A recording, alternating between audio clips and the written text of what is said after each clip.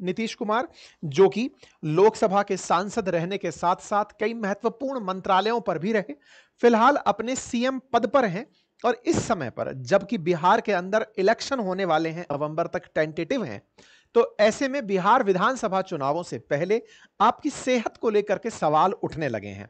सेहत को लेकर सवाल इसलिए भी उठ रहे हैं कि वर्ष 2024 में जब उड़ीसा के अंदर विधानसभा चुनाव और लोकसभा चुनाव एक साथ थे, उस समय पर नवीन पटनायक, तत्कालीन सीएम ऑफ उड़ीसा, उनकी तबीयत सही ना होने का बीजेपी ने बड़ा मुद्दा बनाया था। यह तक कहा था कि उनके साथ कहीं कोई षड्यंत्र तो नहीं हो गया है जिसके चलते नवीन बाबू सही से काम नहीं कर पा रहे हैं। तो आइए आज के सेशन में नीतीश कुमार जी की सेहत से जुड़े हुए जो वर्तमान में दावे किए जा रहे हैं उनका थोड़ा विश्लेषण करते हैं कुछ वीडियो और तस्वीरों के साथ। जैसे एक तस्वीर आपके सामने एक अधिकारी के पैर छूने की इस तरह से सीएम साहब की दिखती है। हमारे देश के अंदर पैर छूना शिष्टाचार का भाग माना जाता है, लेकिन अनअपेक्षित तरीके से जब आपको यह ना हो कि यह व्यक्ति इनके पैर छू सकता है, वो आपको सरप्राइज कर सकता है। ऐसा इसलिए क्योंकि नीतीश कुमार और प्रधानमंत्री उम्र के हिसाब से भी हम उम्र हैं, लेकिन एक समय पर राजनीति में आप दोनों ने अपने आप को समकक्ष ही माना है। और एक समय जब सबसे पहले नरेंद्र मोदी जी के लिए दावेदारी की गई थी कि ये पीएम बनेंगे, तो उस समय एनडीए से नाराज होने वालों में नीतीश कुमार ही थे। उनका अब प्रधानमंत्री के आउट ऑफ सम्मान कहिए या फिर इस वजह से कहिए कि अब वो नहीं है इस सुध में कि वो क्या कर रहे हैं, ऐसी एक तस्वीर और आई। फिलहाल आप एक और तस्वीर देख रहे हैं जिसमें नीतीश कुमार जी प्रधानमंत्री जी के हाथ को अपने हाथ में इस तरह से ले रहे हैं। मंच पर यह सब देखा जा रहा है और उस समय पर यह प्रधानमंत्री जी के हाथ में लगी हुई शाही को नोटिस कर रहे हैं। जरा इस तस्वीर को आप ऑब्जर्व करें और यह सब मंच पर रिकॉर्ड हो रहा है। मंच पर हो रही इस घटना में आप भी अपने हाथ की शाही दिखाते हैं। यह एक घटना हुई, लोगों ने इसे हास्य विनोद में लिया, कहा कि दोनों के बीच की केमिस्ट्री बेहतर हो गई है। लेकिन यह घटना केवल एक बार नहीं, कुछ ऐसी और घटनाएं देखी गई जब नीतीश कुमार एक मंत्री अशोक चौधरी के कंधे पर इस तरह से लिपटे हुए दिखाई दिए। देखिए, इनमें से एक भी जेस्चर ऐसा नहीं है जिसको लेकर विवाद किया जाए कि नहीं साहब पैर छूना गलत है कि हाथ पकड़ना गलत है, लेकिन मूल स्वभाव जिनका जो नहीं है वैसा बार बार दोहराते हुए दिखना, यह अपने आप में लोगों के बीच में चर्चा का विषय बना हुआ है।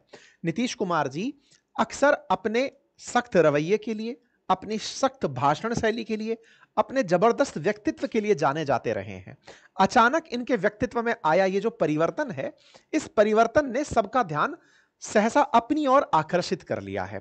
कुछ इस तरह की तस्वीरें और देखिए जहां पर आप प्रधानमंत्री के पास जाते हैं और मंच पर फिर उनके पैर छूने लगते हैं। ठीक इसी प्रकार से, ये तो चलिए प्रधानमंत्री जी तक की बात थी, एक ऐसे ही एक नेता के भाषण को, जब भाषण चल रहा था मंच पे, तब नीतीश कुमार जी आते हैं और आकर के उन नेता के चरण छू लेते हैं। अगेन, चरण छूना किसी भी तरह से किसी के व्यक्तित्व विश्लेषण का नकारात्मक भाव नहीं है, लेकिन सीएम का प्रधानमंत्री के पैर छूना, उम्र के लिहाज से बड़ों का पैर छूना, यह हमारे संस्कारों के अंदर है। हो सकता है कि वो संस्कारों के तहत ऐसा किए हों, लेकिन इस तरह की अभिव्यक्ति चूंकि पहले नहीं देखी गई, इसलिए लोग इस तरह के सवालों को बार बार पूछ रहे हैं। खैर, ये सब चीजें भी कहीं ना कहीं इग्नोर की जा सकती थी, लेकिन इसी बीच में कुछ और तस्वीरें निकल कर आई, जिनमें से महात्मा गांधी जी को श्रद्धांजलि देते समय आप ताली बजाने लगे। जब आप ताली बजाने लगे तो लोगों का ध्यान इस ओर आकर्षित हुआ कि नीतीश कुमार जी को मंच का अंदाजा है कि यहां श्रद्धांजलि देने आए हैं, जहां पर एक तरह से आपको शोक में रहना है, जहां पर आपको ये ध्यान करना है कि दिवंगत आत्मा के क्या कार्य थे, आप वहां पर ताली बजाते हुए दिख रहे हैं। इतना ही नहीं, अपनी सदन में अभी हाल ही के मार्च के महीने में आप सामने बैठे हुए तेजस्वी यादव को, जो कि आरजेडी से हैं, उन्हें मुंह बनाकर चिढ़ा रहे हैं। आपका जो ये इस तरह से फेशियल जेस्चर बनाकर चिढ़ाना है, ये बचपने की तरह तो प्रतीत होता ही है, लेकिन ये और तरफ भी इशारा करता है कि आपका उनको इस तरह से करना कितना उचित है, क्योंकि विधानसभा की अपनी भंगिमा होती है, अपना विधानसभा का अपना एक स्ट्रेचर होता है, जहां पर आप किसी भी प्रकार से अगर किसी की तरफ कोई भी तीखी टिप्पणी कर रहे हैं या फिर कोई भी भाव भंगिमा मुद्रा बना रहे हैं, तो वो सामने वाले के लिए आपत्तिजनक भी हो सकता है। आपका ये दृश्य भी कैद हुआ। इसके साथ साथ आप एक और दृश्य में हाल ही में मार्च में ही कैद हुए, जब आप रविशंकर जी के पैर छूते हुए दिखाई दिए। और भी आगे चलते हुए देखा जाए तो सबसे हाल में जो बड़ा विवाद हुआ है वो इस विषय को लेकर हुआ है। राष्ट्रगान बज रहा है और आप अपने मुख्य सचिव के साथ बात करते हुए दिखाई दे रहे हैं। राष्ट्रगान के बजते समय एक सीएम जो कि 9वीं बार सीएम हैं, उन्हें यह पता है कि राष्ट्रगान कितना महत्वपूर्ण है। राष्ट्रगान के समय जहां चुप रह करके एक स्वाभाविक मुद्रा में खड़े रहना होता है, आप उस समय राष्ट्रगान के समय अपने पोस्चर को ना तो सीधा रख पा रहे हैं और ना ही आप अपने मुख्य सचिव के साथ बात करते समय इस बात के ध्यान में भी है कि आप क्या कर रहे हैं। इन सभी चीजों को लेकर के फिलहाल अपोजिशन हमलावर है। बार बार सवाल यही पूछे जा रहे हैं, जैसे तेजस्वी यादव जी ने इसमें यही सवाल किया कि कम से कम राष्ट्रगान का तो अपमान मत करिए। आपके समय में युवा, छात्र, महिला और बुजुर्ग तो आए दिन अपमानित होते ही हैं, राष्ट्रगान का अपमान मत करिए। राष्ट्रगान बजते समय आप ये कैसा व्यवहार कर रहे हैं, आरजेडी की तरफ से यह सवाल पूछा जा रहा है। यह सवाल कई और अपोजिशन के लीडर्स के द्वारा भी दोहराया जा रहा है। लोग सवाल कह रहे हैं कि इस अपमान पर बीजेपी चुप क्यों है, बीजेपी इस समय पर कुछ बोल क्यों नहीं रही। अब एक बड़ा सवाल है कि बीजेपी क्यों बोले, तो बड़ा आंसर निकल कर आता है कि भाई बीजेपी बोलने वाली पार्टी रही है। अगर यही कहीं और किसी अपोजिशन सीएम ने किया होता तो संभवतया बीजेपी इस विषय को पूरा राष्ट्रीय मुद्दा बना चुकी होती। तो अब क्यों नहीं बोल रही है, इस बात को लेकर के सवाल उठने शुरू हो चुके हैं। न्यूज बनने लगती है कि ये नॉन सीरियस चीफ मिनिस्टर हैं और ऐसे में जब राष्ट्रगान का अपमान हो तो 3 साल तक की सजा का प्रावधान है। ऐसे में सरकार चुप क्यों है, इस मुद्दे को बड़ा मुद्दा क्यों नहीं बनाया जा रहा। और अगर यह मुद्दा बड़ा नहीं है तो कम से कम इस तरह से ही जांच लिया जाए कि क्या नीतीश कुमार मानसिक रूप से स्वस्थ हैं। ये स्वस्थ होने की कहानी क्या है। असल मायने में जब उड़ीसा इलेक्शन थे और नवीन पटनायक जी के बात करते समय हाथ हिल रहे थे तो उनके सहयोगी रहे पंड्या के द्वारा उनका हाथ पकड़ के अंदर रख दिए जाने पर प्रधानमंत्री ने कहा था कि हम ये जांच करेंगे कि नवीन बाबू की तबीयत अचानक 1 साल में क्यों बिगड़ी है और इसके ऊपर बकायदा हम एक जांच बिठाएंगे कि ये ऐसा कहीं कोई षड्यंत्र तो नहीं है। ऐसे में सवाल सरकार से पूछा जा रहा है कि अब नीतीश कुमार जी के इस बदले व्यवहार में अगर ये अपमानित करना नहीं है जिसके चलते 3 साल की सजा का प्रावधान है, तो ऐसी स्थिति में आप क्या उनका मानसिक स्वास्थ्य चेक कराएंगे। मानसिक स्वास्थ्य चेक कराने की बात इसलिए क्योंकि अगर ये नीतीश कुमार जी सीएम पद से हटते हैं या अगली बार के सीएम उम्मीदवारी से हटते हैं तो निश्चित ही अपोजिशन पार्टियों को एक काफी राहत मिल सकती है। इस वजह से सवाल वर्तमान में बीजेपी से पूछा जा रहा है। तो ये सारी बातें निकलकर जब आने लगी तो फिर कुछ और बातें निकली और वो बातें ये थी कि नीतीश कुमार जी वो नेता रहे हैं जो अपनी बातों को बोलते समय, ये वो हैं जिन्होंने खुद रेल हादसे पर अपने पद से इस्तीफा दे दिया था।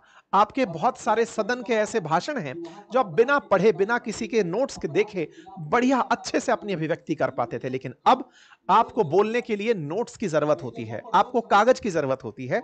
आप पढ़ते समय यदि कोई कागज आपके सामने ना रहे तो आप सेंटेंस पूरा नहीं कर पा रहे हैं। तो ऐसे में क्या बिहार को नया सीएम फेस मिलना चाहिए, क्या बिहार को नीतीश कुमार जी के स्वास्थ्य के बारे में पता होना चाहिए। अपोजिशन लगातार इस सवाल को पूछे जा रहा है और दोहरा रहा है उड़ीसा के असेंबली इलेक्शंस को, जिस समय नवीन पटनायक जी के साथ खड़े उनके सहयोगी पंड्या के द्वारा उनका हाथ पकड़कर शांत कर दिया गया था।